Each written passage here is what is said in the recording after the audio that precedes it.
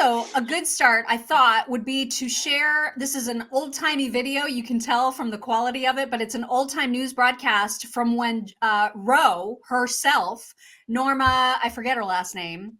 They'll show it. But when she came out to admit that the whole story that she concocted in order for Roe v. Wade to even become a thing was completely made up. And so this just gives a little bit of background about her lie and then her ultimate transformation into becoming someone who was super pro-life. Here that is. Yeah. Jane Roe's story was a terrible one. She said she had been gang raped, gotten pregnant, was desperate to get an abortion. That's what everyone believed as long as Jane Roe remained anonymous. When she went public, she told a different story. You were raped while you were in Georgia?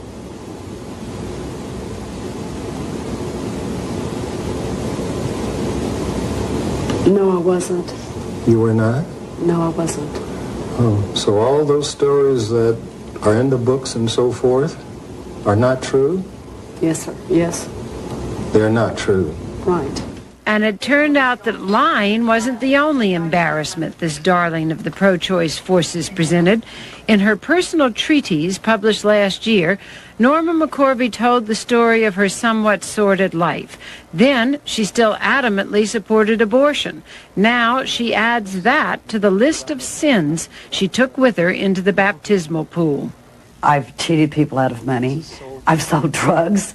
I was an abusive alcoholic for many years. I've done a lot against his teachings. But I think the far greater sin that I did was to be the plaintiff in Roe versus Wade. Just a little background. Yeah. I don't think a lot of people know that. And that's not something that the pro-choice movement wants to amplify, right? Right. Our poster girl was a big liar. Yeah. And regrets it. Regrets every aspect of her participation and her role in that decision.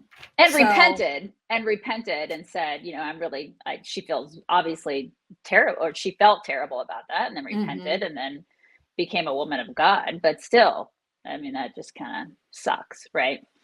Yeah, it totally sucks.